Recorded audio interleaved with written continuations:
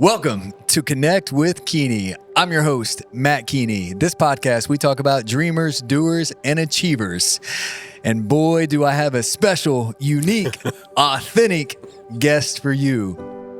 Ben Hatmacher. Hatmacher. Perfect. Okay. Yeah, you got it. Ben Hatmacher, local entrepreneur, businessman, father, downtown Chillicothe. I had the pleasure to meet Ben a couple, 6-7 months ago. Yeah. Ben, welcome to the show. Thank you for joining with me this morning. Thank you. Thank you.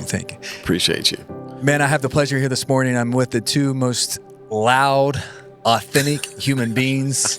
There's one behind the camera and there's one sitting here with me. And I'm intrigued, man. I'm so intrigued. More so the first conversation, I was intrigued by your humbleness in conversation, right? When I didn't even know, when I walked into Grimy Ink tattoo parlor, I didn't know who I was meeting. And immediately like, all right, I think you're the dude. I mean, fair enough. Yeah. But man, I'll never forget that conversation. You and I were just talking about the humbleness, the passion, the excited. And I just knew I was intrigued and excited to learn more about you. So thank you for being here. Thank you. Likewise. Yeah. Ben, so I'm going to hit you with a question right off the rip here and just tell me what you think about it. But who is Ben Hatmacher? Oh, man. I ain't going to come out the gate with that one. Man, first and foremost, I'm a father. My kids are grown, but I'm still pretty attached to them. Yeah, let's get a little bit closer. I don't know if I can define myself in any one manner. Honestly, I don't even know how to. Who's Ben Hatmacher? Oh man, maybe I'm 46 years old, still trying to find my way. I try to be a decent person every day. I try to look out for those around me. But honestly, I don't know if I can define myself. I don't know if I've ever considered that question. Who am I? I know what the standard I hold myself to, and I know how I conduct myself day to day with people, but I don't know if I've ever really put who am I? That's a great question. Yeah, and that's okay. Thinking about that for days. I always say iron sharpens iron. Your circle is your ceiling. Yeah. A lot of times as entrepreneurs, we are solopreneurs. For sure. Right? We stay to our shop, we stay to our gym, we stay in our circle. For sure. And yet we're supposed to have all the answers. Yeah. So thank you for sitting down with me. So more than anything, I'm excited. I hope that I can add some value to push your forward thinking. 100%. Right? Until I read a book, I didn't know that was possible. I'm 33 years old, gave C effort, gave average. I could always get by with charisma and charm. And then somebody puts a book down in front of me and say, read this. I was paralyzed. I didn't know how to read a book.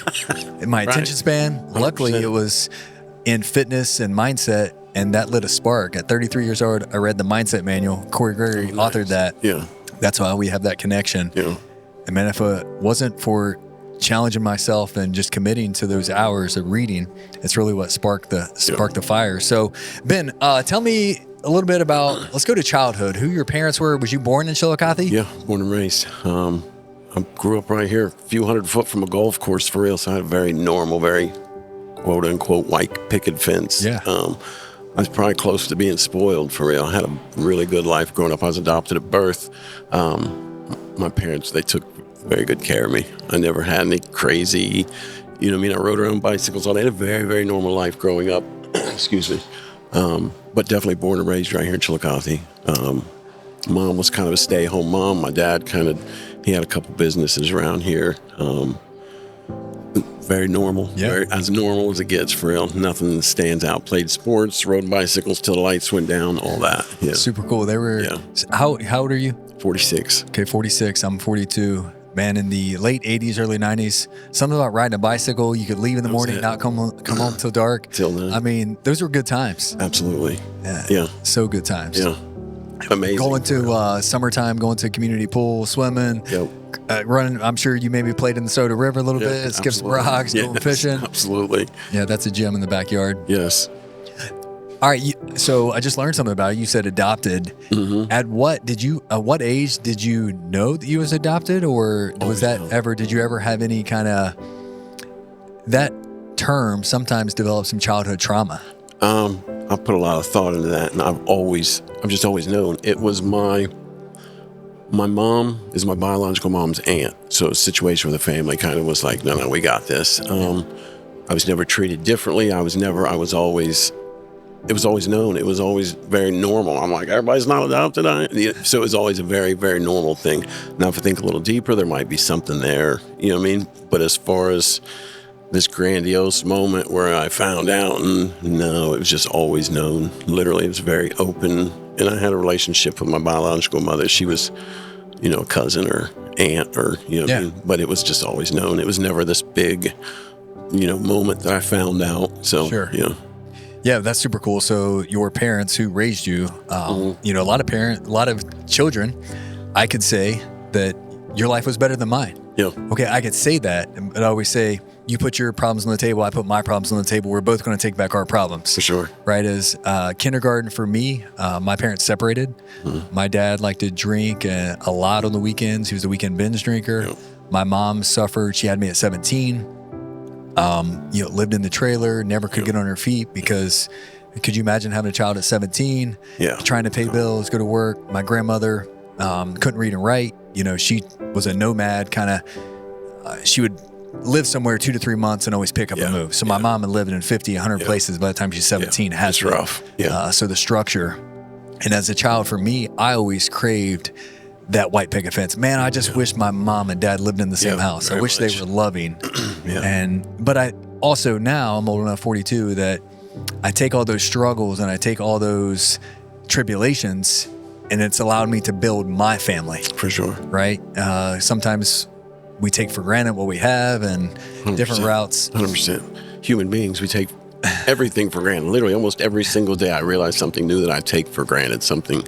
Every single day. I lost a friend a few years ago to cancer. Chewed him up and spit him out. Yeah. And I would carry him to his car so he'd go to the car. So they go to doctor's appointments. And I was like, man, it took us like 45 minutes to get 30 foot to the car. And I was like, man, I take for granted just the fact that I can walk myself to the car. I mean, just literally thousands of things every day we take for granted every single day. Oof. Instagram can be your friend or a nemesis, but I choose to only follow positivity, gossip. Yeah. And I like to quote the other day, it talks about the billionaire, all he wants is privacy, right? The millionaire, all he wants is to be a billionaire. If you ask the sick or the cancer patient, all they want is health. So no matter what stage of life in, we're craving something else. 100%. But until at the end of the day, me and my wife were just talking about this yesterday, health, the ability to walk, the ability to speak, the ability to have energy. Yeah. Man, that's king. Yes. Without health, you have nothing. Or none. Yes. And what's super cool, we're sitting here. You happen to be a gym owner. Yes. You happen to be a runner. You happen to be a transforming lives. Yep. You have an incredible gym that we're going to walk through after this podcast. We're going to go down to Stack Social Club. Shout out Chillicothe, Ohio. Established in January 2025. Yep. But before we get there, Ben, take me back to 18-year-old Ben. Whether we're graduating Chillicothe High School, right? Yeah. Did you Chillicothe High School? Yeah, correct. Yeah, 97. 97, yeah. And we graduated, right? Yeah. Yes. By the grace. Yeah, I don't know how looking back. I'm like, I don't know how I pulled that off. I was always, I did well in school. I could put it to the side and skim by pretty easily. So I like to think I wasn't completely, Yeah, and what I just, actually, Dan Martell, if you don't follow him, you should. He just talked about this yesterday. Like, C students are the students that's leading the country. For sure. C students. Yep. School didn't interest us. Yep. Why? Because all school does is they train you up to take a test, forget it, train you up to take a test. A students are really good at following rules. Yep. You and I are really good at not following rules. Yeah. I can agree with that. Corporate America wasn't for us. I'm sure you've had some jobs where you had to clock in and clock out. Yeah. And probably never last. No, not at all. When I worked full time, I would always try to figure out a way how to be more efficient. Fair. And so my bosses would get mad at me because I'd get the job done early. They said, you got to look busy. Yeah. That broke me. You got to mean to tell me I have to just look busy rather than just get the job done. Actually get the job done. Yeah.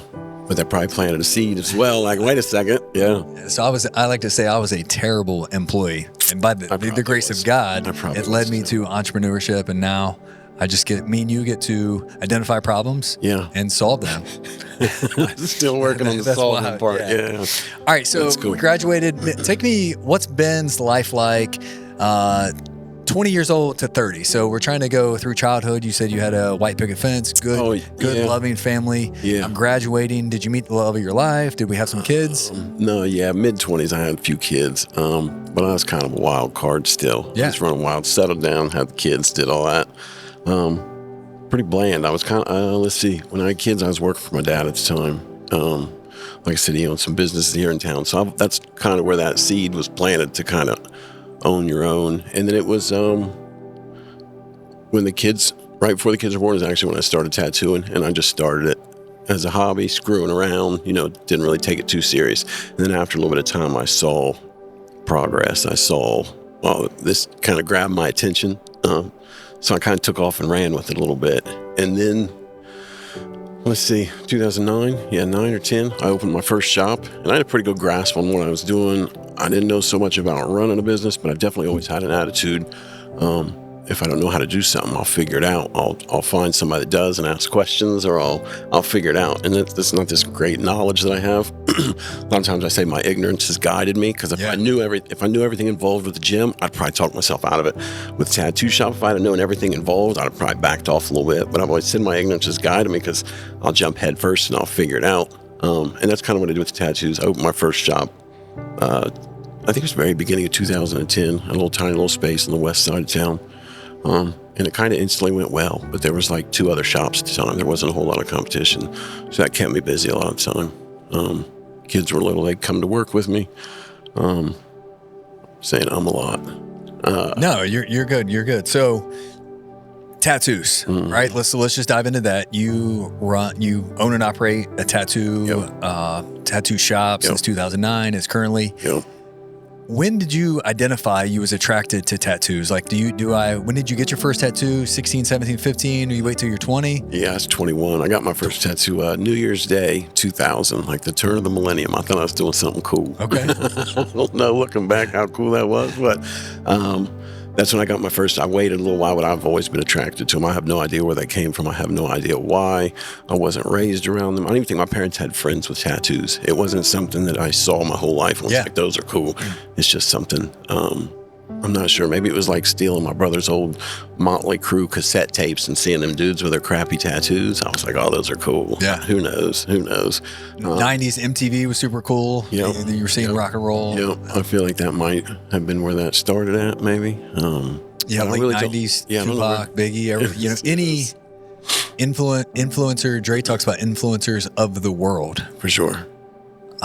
They're all tatted. I mean, I would think they're all tatted up. Majority. Anybody that we're listening to, anybody that we're watching, especially Guns N' Roses, Motley Crue. If you're a dude, I'm a dude. Like, who wasn't attracted to those guys? They got the hot chicks. They're the dream job, right? Travel the world. For sure. Getting to sleep with a different woman every night and drink beer and party. Yeah. Play music. Yep. I mean, if you went to college from at 17 to 25. That was it. I mean, that's what a lot of men do, and women experiment, but then also, by the grace of God, hopefully there's some people that never have to experience that, because it could lead to some terminally ill and poor decision making and ultimately death. For sure. As we were talking about alcohol the other day, how socially acceptable it is. Yeah. And man, the effects that what 6 beers could do to a decision making right here in downtown Paint Street. Yeah, literally. It's crazy. It could be life changing. Yeah. So Grimy, 2009, we started. We're here 2025. Yeah. Ben, what do you think has allowed you to? You've probably seen a lot of tattoo shops come and go, right? A lot of businesses come and go. There's been times I'm just learning about downtown Chillicothe, but I hear just 15, 20 years ago there wasn't shops on every street it's corner. very different landscape. I don't know. I've always loved what I've done. I've always had the attitude, this has to work out. I don't have a real strong, I think I have a great work ethic when it's towards something I'm passionate about, but going clocking in, clocking out, that's just not going to cut it. So I've always had a very strong, this has to go, this has to work. I consider myself a genuine person. I do care. I think that's kind of shined through. Yeah. I'm not sure there's a whole lot of people could say much bad about me. I'm pretty genuine. I'm pretty compassionate. When somebody comes to me and trusts me and spends money with me, I appreciate that. Yeah. And I usually let it be known. Like, hey, I appreciate you. I appreciate your trust in me. Now I'm at the age where I'm tattooing people's kids, and I'm like, whoa, like, like that's a whole other level of trust. I understand anybody not anybody, but tattooing themselves when you send your child to somebody, that's a whole nother level of trust, and I see it, I respect it, I appreciate it, and I value it. It's pretty huge to me. Yeah, for sure. So been in the tattoo world, barbershop world, and actually let's do a cheers right here. Let's cheers to a new establishment, Connect Cafe. We're drinking the coffee's delicious. Connect Mocha right now. It's good. It's very good. All right. So I like to say sometimes people think they're running a business, but also they're self-employed. Sure. Different. The gym, I think for you would be a business. The tattoo shop is a business if you have other tattoo artists renting chairs within your facility. Yep. Right. Then we're getting some residual income. So yeah, you are 100% a business owner currently. Yep. But to the new person, the solopreneur that says, I'm going to open a tattoo shop and I'm running a business, what I would like to teach that person is, no, you're not running a business. You are self-employed. Yeah. You're trading your time for money. Yeah. With that, you're only making money in the tattoo world as if you have the pen and ink in your hand, 100%. Or design or the consultation, whatever that is. Yeah. So with that being said, how have you stayed so disciplined? Because I remember our first conversation. You was like, man, these 3 days I block out, I'm on 12 hours locked in, no distractions. Have you found that to be a key to success of being like disciplined with your time? To some extent, I used to tattoo all day, every day. I didn't care if I couldn't say no. I've done a lot better. I am. I could probably count on one hand the amount of times I'd canceled on somebody over the past 20 years. If somebody schedules me, come hell or high water, I'm gonna be there. I take what I do very serious. I have a lot of people that have waited a long period of time. I hear very often people cancel last minute and all that, and I don't play around. And I tell people, when I schedule you, that is mine and your time, and I do everything in my power to make sure you have my attention. I don't want to say I will make the person feel special, but if you spend the money on me, I'm going to give you my attention. I'm going to give you what you pay for. Does that make sense? Yeah.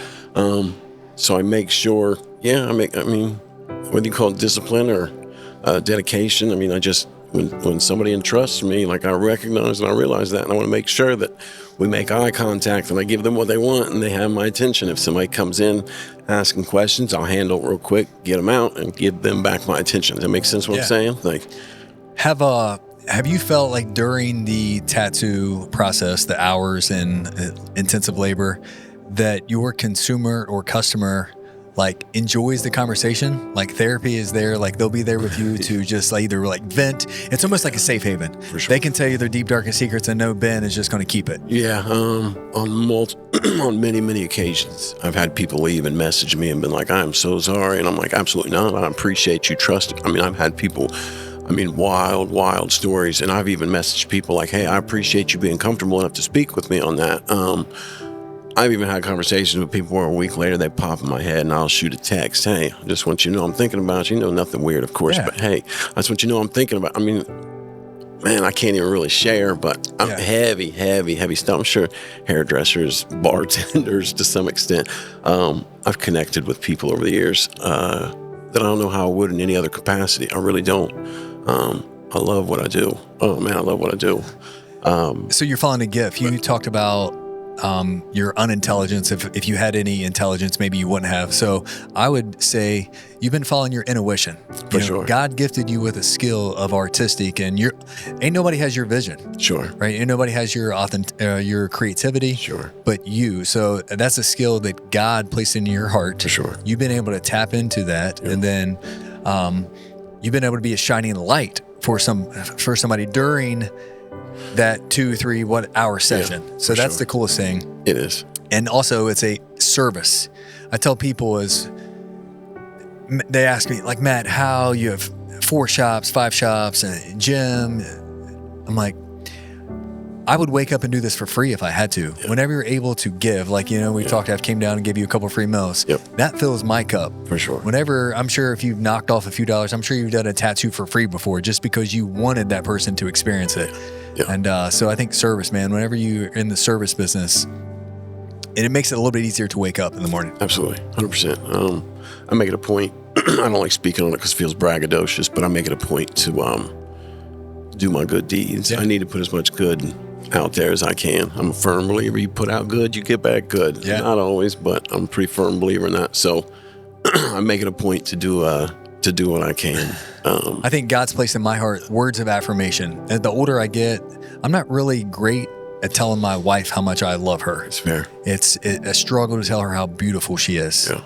It's a weakness of mine, and she identifies, but I can spend time with others. I can pour into others all day long. I've even probably sent you a couple. We've known each other now for about 7 or 8 months. Sure. In 8 months, I think I've sent 1 or 2 touch base messages. Hey, Ben, how you doing? Yes. Or stop by. Yes. I don't know why I didn't wait, but it's like I listened to my heart and wishing, like, who can I connect with today? Hence, we're sitting at Connect Cafe. It's all coming full circle. So is that you saying you struggle with that between your wife? Is that because of that familiarity, or is that you taken for granted? I don't mean that derogatory, but does that make sense? Yeah, I think when we think family, we treat family, they get the worst of us. 100%. And we give everything else to other. And it's backwards, man. We showed my wife as my rock. She's my savior, mentor, teacher, coach, everything. Yeah. And yet, by the time I get home, sometimes she gets more than often, she gets my worst. Yeah. And as males, we assume it's implied. Well, I thought you knew. Yeah, this could be a whole other podcast. Yeah. Yeah. I went and worked my 60. The bills are paid. You got a nice pair of shoes. Yeah. You got a Yukon set in the driveway. Like that means I love you. But at the end of the day, man, you've seen it. Divorce is real. Yes, very real. All she wants is Ben's time, Literally. Matt's time. Yep. Holding hands on the couch. Yep. Tell her she's pretty. Because guess what? Are you married currently? No. Okay. So when I met my wife, I guarantee you I was whining and dining her for months upon months until we hooked her, right? Yeah. And then you eventually stop doing those crazy things that as men we do. Yeah, we sure do. But I think it's important you maintain, you keep up with that. Boy, I could take some advice in that area, but I hear what you're saying. And currently in my house, like divorce is non-negotiable. The good news about we do have, my wife and I's relationship is the best it's been at year 15. That's amazing. This summer we'll celebrate 15 years of marriage. Congratulations. Year 0 through 5. That's big. Man, it wasn't always good. It was Matt getting drunk at the bar. That's not good. And I was also working a job that I disliked. Yeah, that doesn't help. So the past 7 years, I've been waking up and love what I do. And now I've been able to, some people say retire your wife, but my wife worked corporate. She worked a corporate job. I encouraged her to be a teacher. She did that for 5 years. And then I looked at her 2 years ago, Ben, and I said, hey, I'm going to go to Columbus and start a meal prep company with Corey. And I'm going to use that money to supplement your income, and you're going to be a stay-at-home mom. Sweet. And so for 2 years, and she's not a stay-at-home mom. She's more busy now within these business, but she's back to service. She loves what she do. Her and I yesterday, we got to drive to Columbus. We spent 6 hours together just buying stuff for this cafe. We got all the tables and chairs, knickknacks, and that's a good day. Woke up this morning. She sent me a text like, I love you. I'm so proud of you. Thank you. It's a good day. Man, yeah, so that feels That's a big deal. That's a big deal. So you guys are definitely a point where if the's an issue, it's no, sit down. We're going to talk about this. You ain't going nowhere. Sit down. That's good. That's She checked me about a week ago. She looked at me. She's like, Matt, I haven't seen you in 60 days. And so we sat down. I said, look, Connect Cafe, 60 days from daylight to dark.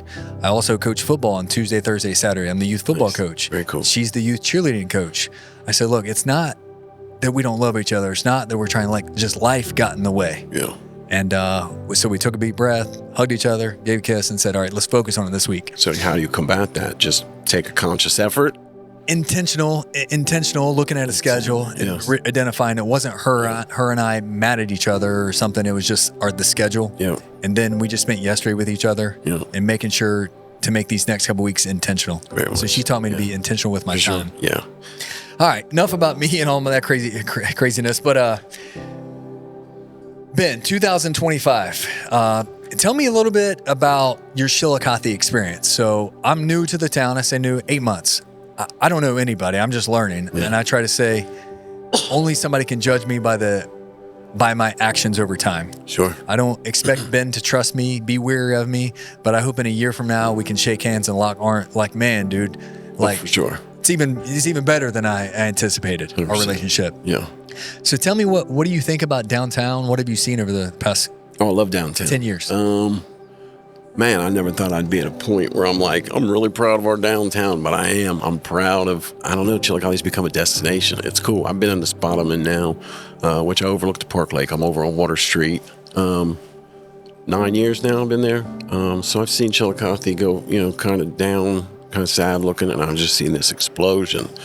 So much growth. I see people parking and walking around on the weekends, and literally I got to a point and I said it one day out loud. I was like, man, I'm kind of proud of downtown. And I was like, what did you just say? Like, I'm like, no, I'm dead serious. Like, I'm proud of that, and I want in on that.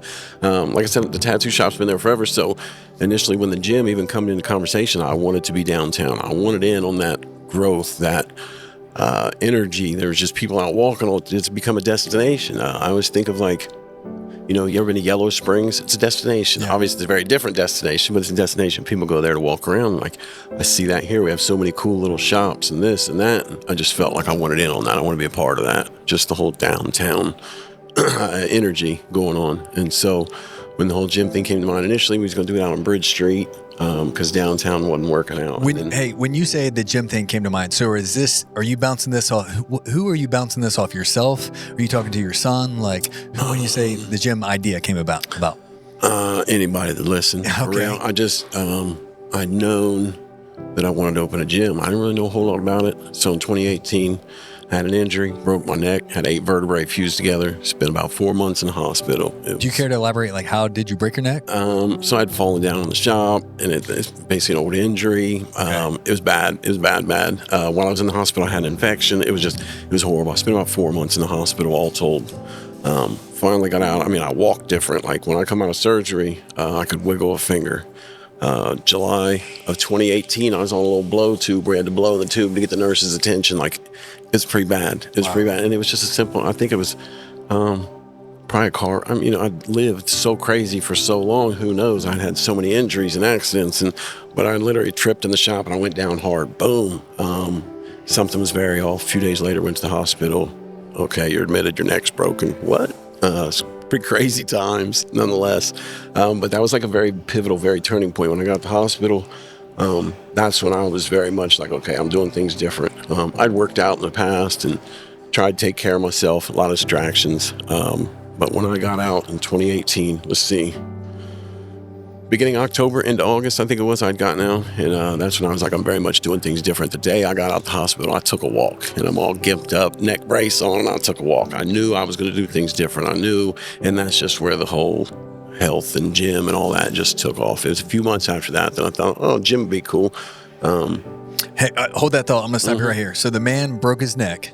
The day he gets out of the hospital, I would say choices equals outcomes. He could have chose to went to the recliner, felt bad about himself, pity me, woe me. He made a choice to begin to do the easiest task. What's easy to do is also easy not to do. The man took one walk around the block. That was a win. Probably a doctor said, hey, you don't even need to be walking. Probably told you to go rest. Yeah. So through that walk and the consistency now has inspired him to continue his fitness journey, but more so create a super epic, it's unreplicable in downtown what he's created. And so lead me through the process as I'm talking gym, I'm thinking gym. I found a space, and I was right there in the battle with you. I found a space. Nobody told me all the hoops and hurdles he had to go through. Yeah. So you go ahead and talk. You identified. No, I found a spot. Initially, it was supposed to be out on Bridge Street, found a location, and I moved, and we started moving forward on that. Closer? Okay. We started moving forward on that, and it was we were pretty close to being open out there on Bridge Street. And then the spot where I'm in now came available. It's attached to where I'm at. I've been there in that area for years. It was just the most perfect. And so you had already identified a spot out on Bridge Street? Yeah, we were probably 70%. We were there. Wow. We were, the day before, I just paid my painters thousands and thousands and thousands of dollars for painting, and then we found this other spot. And it was so perfect I had to walk away. I had to. The universe, I was just like, I don't know.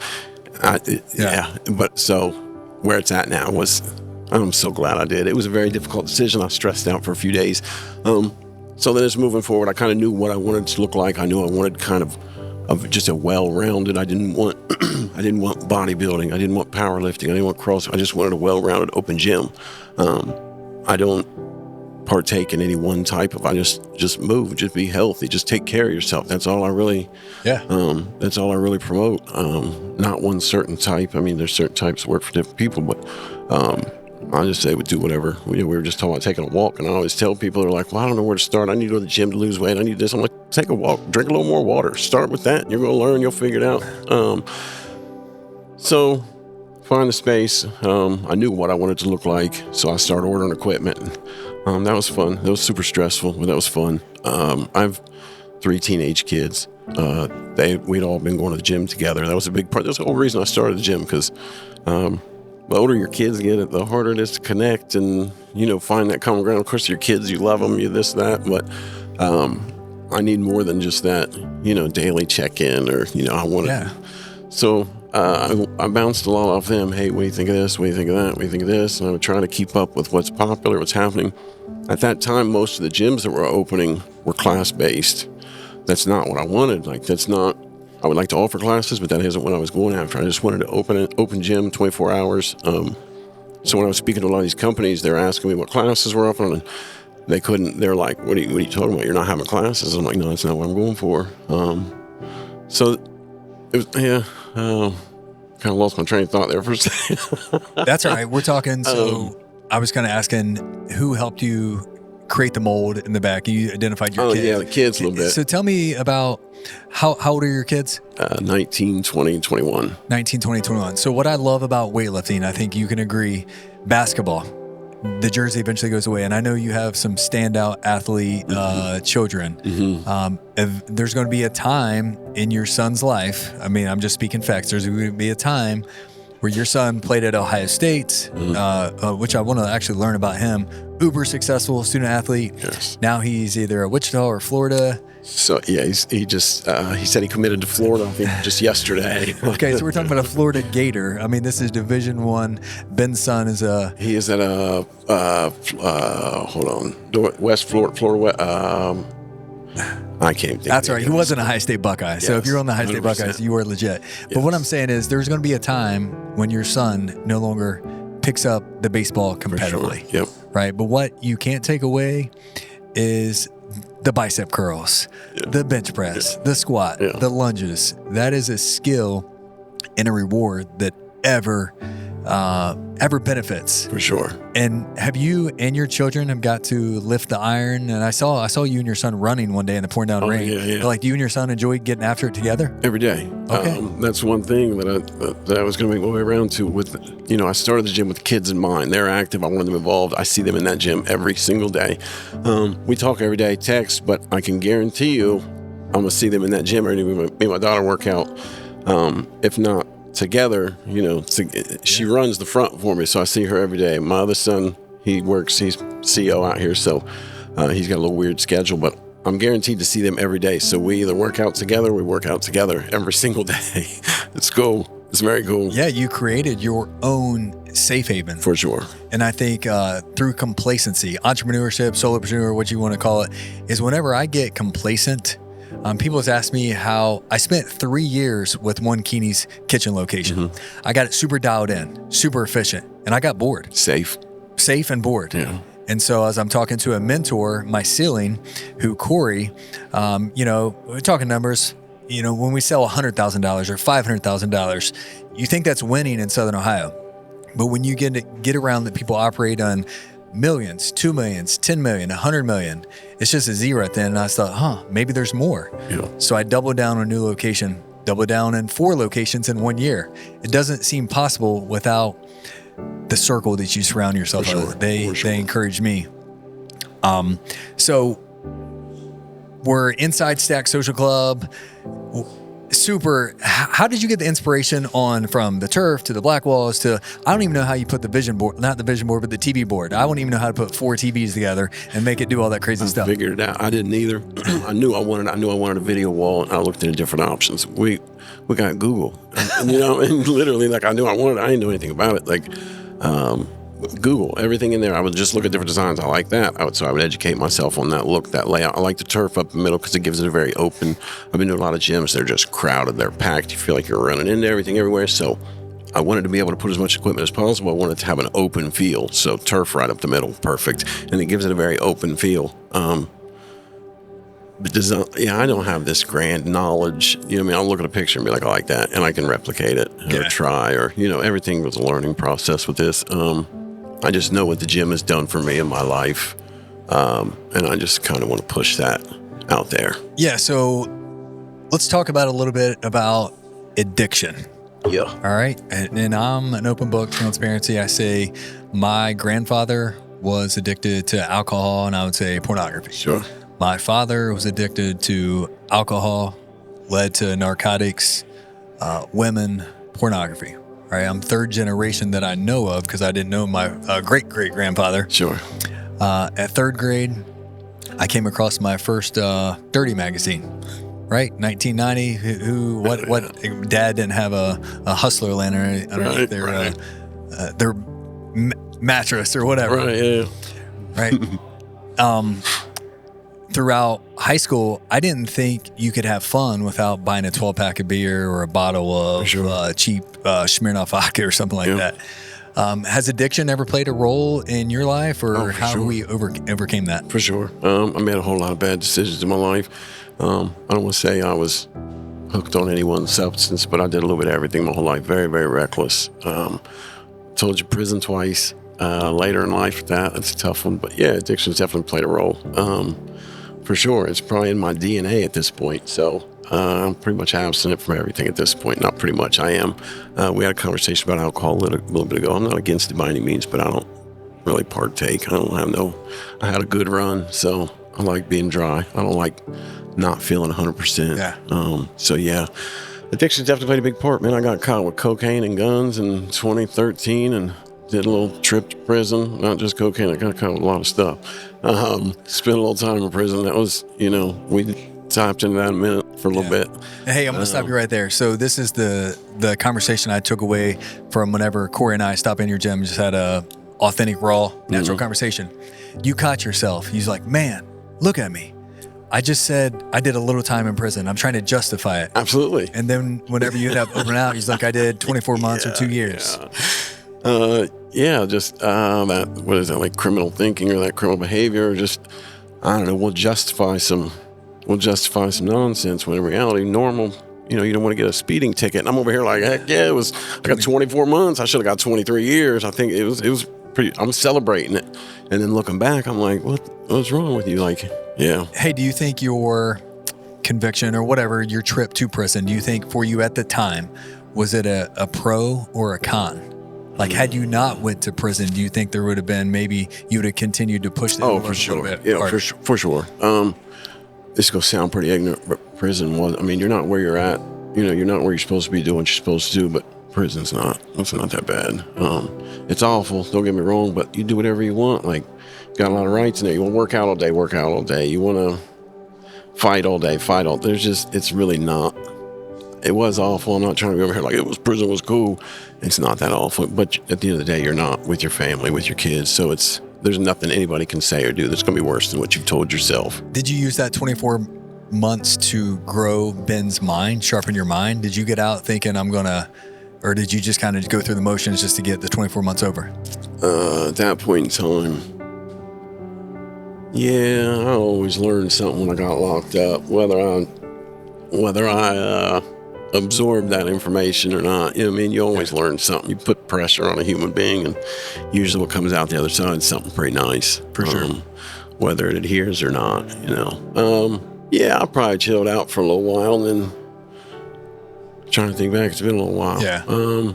Yeah. That's all right. I'm going somewhere with this. So as I talk about, my addictions with alcohol and do a few different things, and you maybe wasn't addicted to one thing, maybe just you participated in multiple things. Everything, yeah. The common ground in all my friends and family that I'm sitting down on the table is we have substituted the daily discipline of exercise. My friend says the greatest adaptation in exercise, whether you're CrossFitting, powerlifting, running miles, running $150s, the greatest adaptation is what happens between the ears. So just wake up and do it. I don't care if you're walking around the block. Yep. I started a guy the other day, I'm just training. He said, I don't know where to start.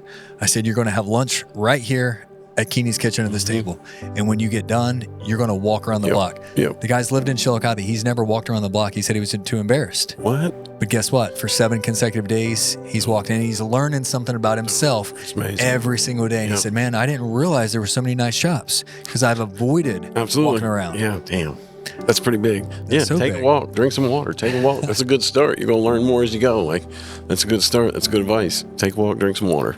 And I say, I'm addicted to business right now. For sure. I don't know if it's good, bad, and different. I would say it's good because Could be worse. Yeah, I'm listening to my intuition, right? It's whenever I saw this stage here, whenever this opportunity at Connect Cafe was presented to me, it wasn't Matt's idea. Sure. Like, I didn't want it. No.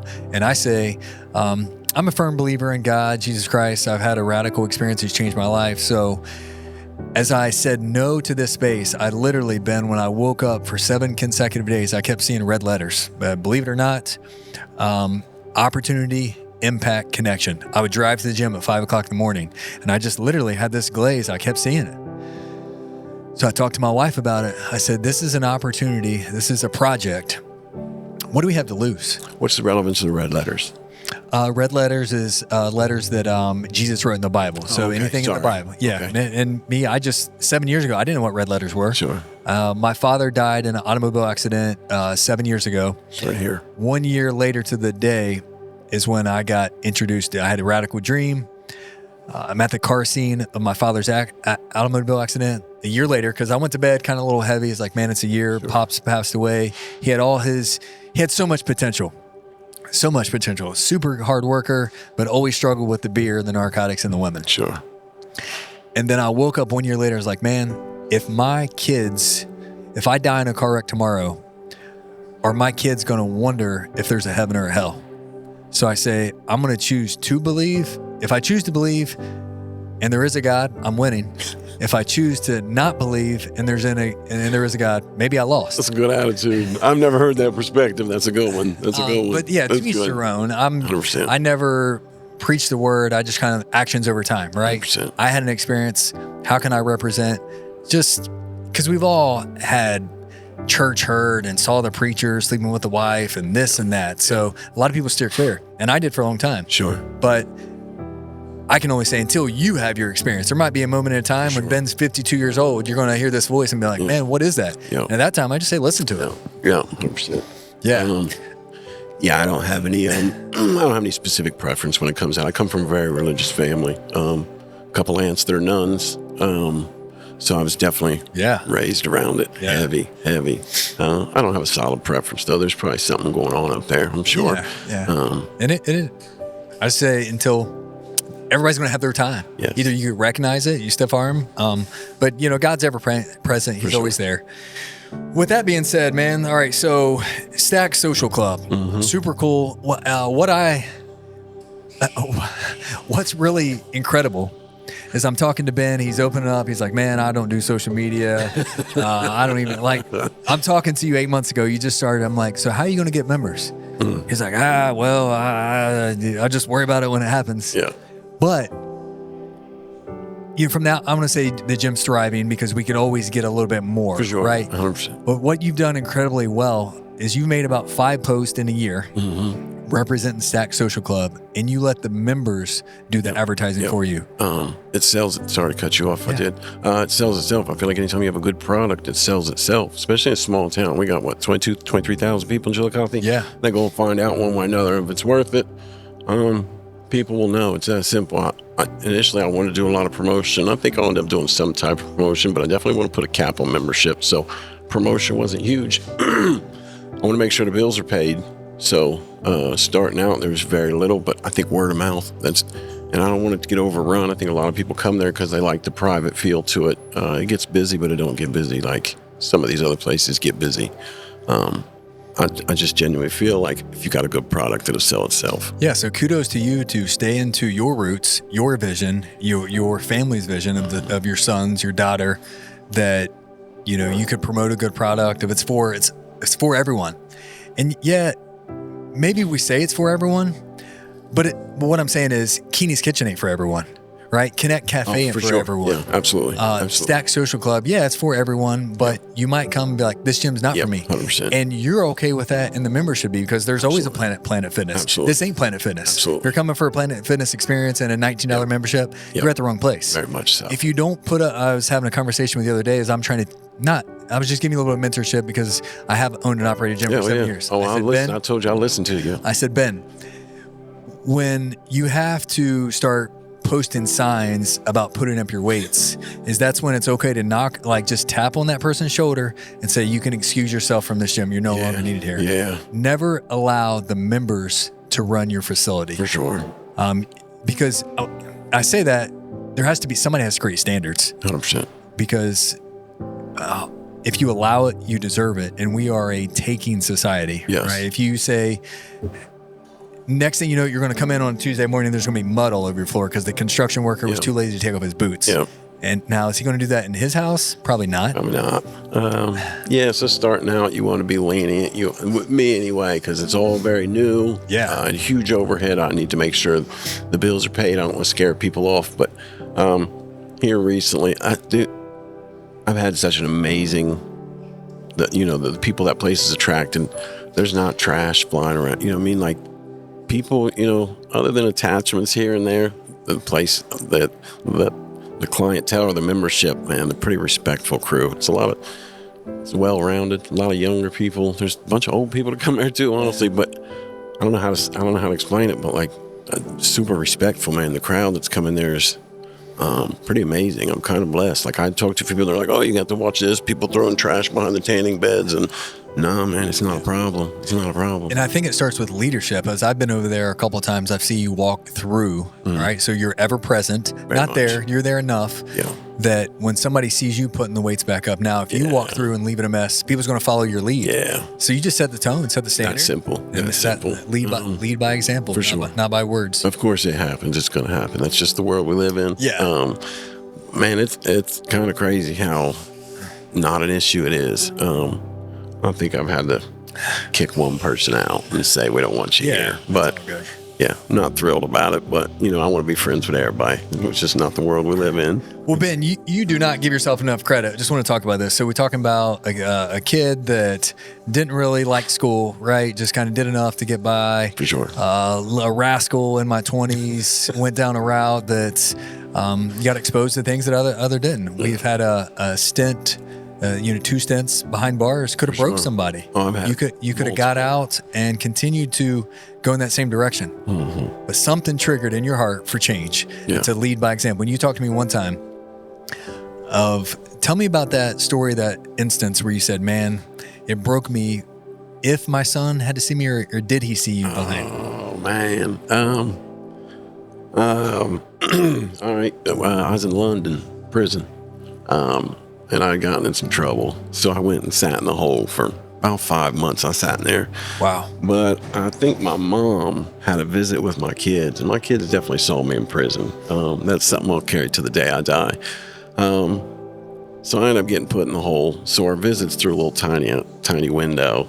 I'm wearing a big yellow jumpsuit and all that. And we're sitting there, and everybody's like, what's going on? What's the get up? Because they'd visited before, and it's open. You're at a little table. You can touch, hug. So I remember my son saying, what's going on? What happened? I was like, I got in trouble. And he looks me right in my eye, and he's like, what do you mean you got in trouble? How you gonna get in trouble when you in trouble? And we all laughed it off. And I go back to my cell, and I sit there, and that was like my first realization, like, oh, I'm trying not to cuss here. It was definitely my first realization when I was like, oh yeah, you gotta switch it up. You got, what I mean? It was kind of a rough one. And he was dead serious. How you gonna get in trouble? And like I said, we laughed it off, but then I go back and stare at the ceiling, and I'm like, oh yeah, that was pretty much it, though. Yeah, no, I just enjoyed that conversation because humble, transparent, like real stories, man. Real stories, real impact, real results. Yes. With that, it's not through our successes that we teach; it's through our failures, falling on our face. Yeah. What's the difference between me and you? We fell, we failed a couple times, but you are resilient enough to get back. I mean, you broke your neck for God's sakes, and you're taking a walk a lot around the block the day that you get released. And I always speak on that situation. I always say, for something that should have been, one of the worst things that ever happened, it's probably the best thing that ever happened to me, for real. I wasn't necessarily wild, but I had a very different outtake on life. Very much took everything for granted. I was, whatever. So after that happened, it very much put a lot of things into perspective. I could have very easily died. I mean, I could be in a wheelchair to this day. Like, a lot of things could have gone a lot of different ways. It was literally that point forward that my whole mindset flipped on its head, for real. Awesome. So I just posted a story on social media today about, I got a picture of my childhood home. It's a single wide trailer that I grew up from roughly kindergarten to 10th grade. My mom became uber successful. I have a stepfather that's very successful. My stepfather set the standard for my mom to be able to work, and they're both obsessed with work right now. And I think they'll work till the day that they die. Sure. But we can never unlive the childhood trauma of the poverty of the trailer. And so I hang on to that, but I hang on to it for the right fuel at this point. Fair. As we talked about all the rascal, the hiccups, the hurdles, I want to commend you. Let's talk about success. Yeah. Success. Whether success is ever evolving. What is success? I don't know success. I know that you and I have the ability to wake up tomorrow and kind of do what we love. That's winning. For sure. At the end of the day, we're fighting for freedom to whether if you want to take a vacation today to Florida, if you want to go to your son's game. As an entrepreneur, we are fighting for freedom. Yeah. I think that's at the end of the day what people miss. We're not fighting for the $100,000 paychecks because unless you're the 1%, it's not happening. Yeah. It could come. With all that, I have Grimy Inc. 2009. 2025, you just opened up your own fitness facility, Stack Social Club. A couple months later, you dove into what I know a little bit about, protein shakes. Tell me a little bit about your third business within the same headquarters. You got the tattoo, you got the gym, and now you got a healthy protein drink. Yeah. What is that called? Just the spot. The spot. The spot at Stack Social Club. We just want to be able to offer healthy options. It's that simple. If people have healthy options, easily attainable, it's a win. You drive past McDonald's or Wendy's at any given time, and they're lined around the building. They're just lined up. I think it's because it's easy, it's quick, it's simple. Life's already difficult. If I can grab some food, feed these kids, so I just want to be able to give people access to healthy options. Especially right after a gym, a workout, you're hungry at that time. Protein shake. That's it. It's salad. Yeah. So kudos for you on that, because I remember talking to you, you're like, man, I thought I was going to open up and sell a protein shake. Talk about the hoops and hurdles. One, it's going to take longer than you think, and it's going to take more money than you think. For sure. Anytime in business. There's a lot going on with that. Health department, building department, which I had already kind of had a relationship with most of them, but man, talk about, it was a lot. But very much, I'm going to figure it out. It wasn't that bad looking back. I mean, it was a lot. It's a lot during the time, the 30 days. Yeah, it's very disheartening as well. I feel like a lot of those are structured as a business rather than to help a business get opened. It is what it is. It was a lot, man. It was very overwhelming. I had to get permits. I had to get plumbing. I had to get more permits, more plumbing. And it was insane. It was a lot. It's very disheartening. I sympathize with new business owners. I know the work that goes into it. It's definitely. Yes, I just want to say kudos on that, because I've went through it 4 or 5 times myself. Yeah. And I literally, for 30 days as I'm opening up a new location, is like you got to submit all the paperwork, and you got to cross your T's and dot your I's, and you're literally one thing away. Hey, Ben's ready to open up the spot October 1 of 2025. And you don't have the correct T. Yeah, it was. Then it could delay you multiple weeks, and then in turn that costs you income, and you're already paying rent. Yeah, entrepreneurship, man, it's not for everybody. But it also has its benefits. You know what I mean? For sure. I definitely love what I do. I couldn't imagine checking in 9 to 5 or warehouse or anything like that. So I complain a lot, but I take it in stride. I love what I do. Was the spot? Did you already own? Did you already lease or own that spot, or did you have to take on another sublease for the spot? No, that unit is literally right next door to the shop. Yeah. So I've had those two for years. So when the warehouse in the back that's also connected came available, I was like, yo, this is the universe. Yeah. So I just tore out a huge wall, and you see when you walk through, it opens up. It's almost like a speakeasy feel to it. I've had the 2 units in the front for Is the Harley still in the middle room? Last time I was there was a green Harley parked in the middle room. So you had to go through the tattoo shop. Then there's a little speakeasy at a Harley's. Yeah. It's like, that's really not normal. No, it's sitting there. It's probably there as we speak. It got cold pretty fast, so it's ill prepared. Yeah, it's definitely sitting there. That's funny. Hey, and I talked to you the other day. So now we're heading into our 4th venture. You're trying to grow as a leader, as a businessman. You talked about you pursuing some real estate projects? Yeah. Got a couple rental properties. Yeah, that's what I told you. I was like, so I need to listen to whoever I can listen to. It's definitely a learning process as well. I don't know a whole lot about any of that, but I know people. I can ask questions and all that. Do you have those in town, or did you said something about Gallipolis? Was that a different trip? You went to... I was probably on the... Oh, when I missed that, no, that was on the road. The properties are here in town, though. They're both right up on Western Avenue, right next to each other. Okay. So I just got a couple rental properties. Tattoos, not the best retirement plan. So I need to do whatever I can. I figured it'd be a good idea. I'll figure it out. Good deal. I'm still definitely learning, but I'll figure it out. Ben, back to Grimy Ink. We talked about being self-employed and the power of a business. You said, how have you been cautious about allowing others to work within your umbrella, right? You never want to go to... So in Keeney's Kitchen, I went to work uncomfortable a couple of times because I've yet to have that uncomfortable conversation with an employee. I could tell I wasn't the fit for them. So my question to you is, how do you make sure that you maintain like a healthy workspace inside Grimy with independent contractors? Just hold everybody to a higher standard. We got there's 4 of us in there now. Yeah. And we got a good crew. Good. Everybody's great, kind of come and go as they want.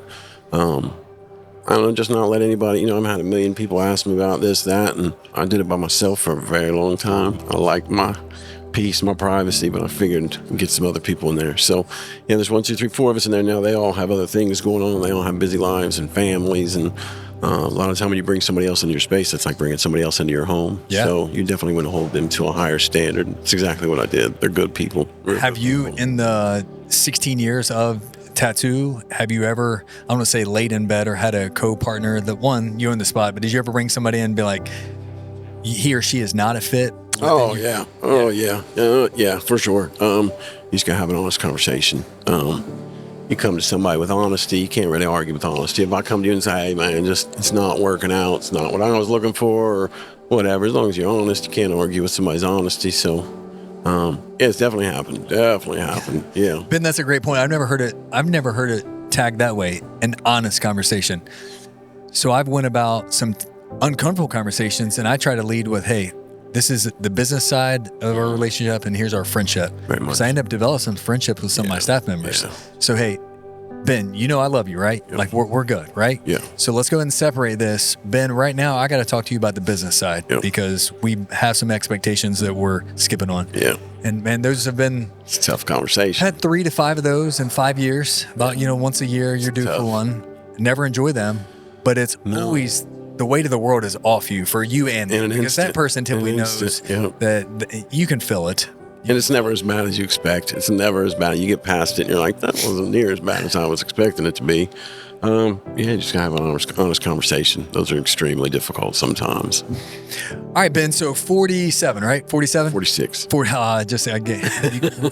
been talking so long, you gained a year. Right. All right, 46. What does fitness look like for you? So I see you out running miles. Like, tell me what the week looks like, and where do you see fitness going for you in the next couple of years? I'm not even 100% sure, man. I just stay at it, stay moving, stay busy. Like, I'm 46 years old. Like, my body doesn't respond like it used to. Not even kinda. So I don't necessarily have a plan. I just stay moving, stay involved, stay moving. When you say stay moving, though, can you say, like, I run a couple 5Ks a week, or do I run like 20 minutes? I saw you and your son, and it looks like you're a good runner. Yeah, I wouldn't anticipate you being a man so big. I don't have no runner's body, yeah, for sure. But as I saw you running, I could just see the form, like, you're a good runner. You enjoy running. No, I hate it, but that's why I do it. That's why you do it. Yeah, I do. I do enjoy it. What do you weigh? You weigh probably 220 pounds? About 220 right now. 220. Yeah. I weigh 190, and I'm not a good runner. Yeah. I got terrible knees. I'm not a runner. So do you try to put 5 or 10 miles in a week? Like, what are we looking at? For sure. If I run 2-3 miles, 3-4 times a week. Okay. Yeah. Nothing too crazy, but it just depends on what's going on. Like, I did the $150 every year, and usually when that comes down to it, I buckle down, and I want to make sure I can kick through it pretty easily. Just depends on where my head's at. Sometimes I focus more on weight training and less on running. Sometimes I switch it up. Do you like the dumbbells more so than barbell? Do you like machines, or how's your lifting regimen? Man, I feel like my opinion changes day to day. Yeah. I can walk in that gym and be like, like it all. Literally day to day. If I was walking the gym this morning, I'd probably jump on dumbbells, kettlebells, something like that. Yeah. Here lately it's been in my head. I want to get on the floor and just do a lot of body weight, and it's whatever. I can wake up with a completely different attitude. I say this often to my friends because I'm starting to find the people I'm interviewing were like, I love dumbbell training. I love powerlifting. I've trained myself to run the $150, to run marathons, half marathons. I always say, like, I take my year, I break this down into like 3-month intervals. So I never get bored. I'll do 3 months of the barbell. Then I'll go 3 months of dumbbell. Summertime, I'll do a little bit more running outside. Right now, it's heading into the winter. I'm about to jump on the barbell, deadlifts, back squat. But so you do that intentionally? Is that just something kind of where your brain goes, or is that by design? You do 3 months. Whenever I start to get bored, like 2 or 3 months at a time, then it's like I'll go to something else. Nice. But it's non-negotiable. Every single day, I go to the gym 7 days a week. 2 of those days, maybe it just might be 60 minutes of cardio. Sure. I don't go for the physical aspects. I go for the adaptation between the brain. 100%. I go walk today I did 60 minutes on the stair climber. And the whole time I'm thinking about our conversation, I'm thinking about the business, I'm thinking about how can I get better. That's the only reason I go to the gym. I've always said it does more for my mental health than anything. And I feel like going to the gym, like any question you have, anything you need in life, you could potentially find at the gym. Like you having a bad day, you stressed out, go work it out. You having a good day, go work it out, celebrate. You know what I mean? Like Sure. Literally any issue in life you are having, you can find resolution in a gym one way or another. You go sweat it out. I heard somebody say a long time ago, might have been David Goggins was talking about, I can't even remember what it was. Somebody running a marathon talking about, what did he say? You ain't never heard nobody run a marathon talk about I'm anxious or something like that. And I was like, that's a fair point. Yeah, man, just about anything you want, you go find it in the gym. Well, Ben, man, I appreciate your time. We're here at Connect Cafe in downtown Chillicothe, our new establishment. We got Grimy Tattoo, Stack Social Club, The Spot, and now Mr. Real Estate. I'm going to be coming to you because I do own my kitchen property, but real estate, it intimidates me right now. Like big time. Intimidates. I'm going to learn though. Yeah. Ben, the most authentic, loud, soft-spoken man you'll ever meet. I would say you either love him or hate him, and the only reason you dislike him is because you don't know him. And that's facts. Fair. I'm thankful for our friendship. I hope it grows. Hope I can add value to any of your family, your team. I'm going to hit you with one more question. All right, so I got this crystal ball right here in front of me, crystal ball. We're going to go back to Ben's 18 years old. All right, let's think a little bit. 18, I'm shaking the ball up, and boom. Right here, 18-year-old Ben sees Ben 46. He sees Grimy. He's seen Stacked. He sees your children's success. He sees The Spot. What does that 18-year-old man think of Ben Hatmacher? Oh, you got to be proud. Surprised, shock, awe. Yeah, for sure. What does the 18-year-old think of me today? Yeah. Oh, definitely proud. Definitely proud. I'm going to say I think of it.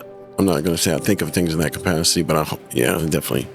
Yeah. Would the 18-year-old think it was even possible for you to be the business owner? No way. No, that wasn't even. No. It's a whole nother conversation, but a lot of decisions and choices that I made, I don't know why, where. I wasn't raised like that. Yeah. Yeah, it's heavy. I don't. Good stuff. Yeah, it's heavy. Quickly, so I lied. One more question. Tell me about the success or the proud, your children's name, because I want to know a name and like proud moment or what they represent to you. The three of them, your daughter and 2 sons, right? Mm-hmm. So if you just give a name and like what your daughter is just like incredible, for example, or something that just you're so proud of your daughter. Oh, one for of sure. their accomplishments. Well, she's helped me with she runs the spot in the gym, and she keeps everything on par, on track. Presley, that's my youngest. That's my homie. All my kids are, it probably sounds cliche, but a guiding light of some sorts. I probably lean into them a little more than I should, but they're my best friends, for real. We've always had that parent-kid relationship, but I didn't really have, we didn't have to set curfews because they were home. My kids were extremely well behaved. Hayden, he's a knucklehead, but I'm just proud of who he is. He is so polite, so well spoken. He's had he's 20 years old and he's had multiple good jobs. Yeah. Not when I was that age, I was not in that headspace. And then Isaiah, the oldest, he plays baseball. He's been to Ohio State. He's had multiple 6-figure plus offers. Like he could very well go pro. And I'm very proud. And I'm not just saying that because he's my son, but all my kids, man. I figured out at 3, one's going to be a jackass. I know your bloodline, but no, man, they've far surpassed. I'm so proud. Like that's maybe, my bad decisions through life have shown them there's consequence. So they're like, no. But they're all very polite, very forward moving, forward thinking. It's crazy. It's heavy. I'll cry. Good stuff, man. Good stuff. Well, hey, we're going to head down to Grimy Inc., the Stack Social Club, and the Spots. Ben, I appreciate your time. I appreciate you, man. Thank you so for much. being here. And check out our clip from Stack Social Club coming soon. Chillicothe, I am here with your most interesting man, Ben Hatmacher. We're here at Grimy Inc. Tattoo Shop. Been in business since 2009, West Water Street. Ben, we just shot a 60-minute podcast. I've learned a lot about you. Sure. Why don't you take me inside and show me your shop? Sure. Let's go. Boo! Hi, Ben. Grimy Ink Tattoo. I'm not the most creative person, but I walk in this space, I see creativity. Tell me the story behind this pool table. No story. No Keep story. waiting. Yeah, keep them busy. Keep them busy. Yeah. All right, take me inside your shop. Which chair is yours and Back corner. back corner? Yeah, which sees what you get. It's more a private studio than anything yourself. Ben, this chair right here, how many people do you think is sat in the chair? How many people, just a rough guesstimate? Probably 20 a week, solid. 20? I spend about 40 hours a week in here. All right, so I like to do quick math. 20 a week, 50 weeks in a year, 1,000 tattoos a year, and then you've been in the business for About 16 years in the shop. 16. Yeah. So we're gonna guesstimate at a minimum 16,000 sessions. Yeah, that's great. 16,000 sessions. Kudos, man. We're all created different. You have a gift. What separates Grimy Inc.? I'm a new guy in town. There's a tattoo shop on every block. Why Grimy Inc.? That's a great question, man. I don't know. It seems almost braggadocious to say this is what stands me apart, but I think each artist comes with their own creativity, their own individuality. I don't know, whenever somebody goes to get a tattoo, every single artist on the planet has a very different style, attitude, behavior, work ethic, all that. So I think just in general with tattoos, each artist comes with their own creativity, their own, whole set of ideals. So I think it comes with the know, like, and trust, authenticity, sure, yeah. character. Like you said, you tattooed a father. 18 years later, you're tattooing the son. That's great. So yeah, man, just people believe in you. They're not coming here for the tattoo. They're coming here for the tattoo, but they're also coming here because somebody's referred them. For sure, yeah. Somebody's told them good character, good procedure, practices. For sure. So man, kudos to you. 16 years is not easy. We're heading back into Stack Social Club. You're talking my love language. We might hit some dumbbells, but show me the gym. All right, good one. Look at this guy. Yeah. It's storage. Who just has a Harley on the way to the gym? Look, if I knew y'all was coming, I would have cleaned up. That's all right. That's all right, bro. Stacked Social Club. So this is the idea, this is the vision. January 2025, Ben launched Stacked Social Clubs. Lots of improvements, he's ever changing. Ben, what have you been most excited about, and how has your members enjoyed the space in 2025? Actually, I think the space has something different for everybody that comes here. I think everybody comes here for their own reasons, whether it's be healthy, get out the house. So I think this gym delivers whatever each individual is looking for, to be honest. What's the other question? Yeah, it's not one spot. Let's just, how do we get people through the door? Like what's, not even separate you, but Word of mouth. word of mouth. Man doesn't even. No, I just feel like if you have a good product, so to speak, it's going to sell itself. It's that simple. We've got a lot of day passes. Somebody calls, asks about the gym. I said, set up an account, I'll give you a day pass. You come in and see what you think. Rather than me sitting here and pitching it to them, just come check it out. Yeah, and this is what you can't knock off. I don't know how many social media posts, 3 to 5 social media posts in a year, and the gym is booming. So kudos to you, kudos to the word of mouth, and it's only going to continue to get better. I think so as well. All right, Ben, here we go. You're talking about love language now, love weights. We're going to hit 3 sets of 10, Go. little dumbbell incline. You don't need me to spot you, do you? Let's get it. Any questions you got? What sparks you? What motivates you? Why do you get up at 4 o'clock every single morning and go to the gym? Tomorrow's not guaranteed. That's fair. I'm not going to end up with a dirt nap with gas in the tank. That's fair. That's a great outlook. Woo. Once you experience your worst day, every day above earth is a blessing. That's fair. It's a great attitude. 10 of them. Woo! Let's go, baby. Do you do much? Go ahead, I'll grab them. Do you do much like dumbbells? You do a lot of body weight? You CrossFit, ain't you? No, no, I CrossFit only about 3 months out of the year. Oh, I thought Yeah, that was like your. No. Yeah. Yeah. Ask away. The iron don't lie. I tell my friends, if they could experience the pump, that it's the same dopamine hit as any drug out there. Oh, for sure. So why would I do drugs when I can hit the weights every morning? For sure. Nice. Plus, there's a sort of an accomplishment that comes with that. Heck yeah. I did that while the rest of the world's most likely in bed still. Yo. Get up 5 o'clock in the morning. I said 3 sets of 10. Ben does 3 sets of 20. All right, I gotta do 20. This is my son, Isaiah. Oh, Isaiah, what's up, my man? Woo! That's a big boy right there. Yeah, he's just as strong. What's up, Isaiah? Yeah, I told you I see him in here every single day. Every single day, I can guarantee I'm gonna see my kids in the gym. Ben, thanks for the pump. Thanks for inviting me into Stack Social. Once again, incredible facility. Love kind of the private vibes, back door 24/7. You, my friend, are a leader. You are an inspiration to that 16, 17-year-old. Nobody handed you the blueprint. You didn't wake up on third base. I appreciate you breaking the barriers and breaking through the obstacles that allows a person like me, a person like your son, and any other of these young athletes that walk in the door, you give them hope and inspiration that they can do this too. For sure. So keep the foot on the gas, my friend. Hey, he's gonna take us into the spot and he's gonna hook us up with some of those healthy meals. Let's go. What, you like hitting the bag? A little bit? Now we're in Ben's third business, this spot, attached to the tattoo shop, attached to Stack Social Club. Ben, what could the customers, what all do you have available in here?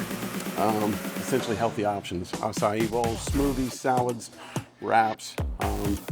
These guys, select days, they'll just kind of make a random, whatever. Everything's health conscious. Everything's macros great.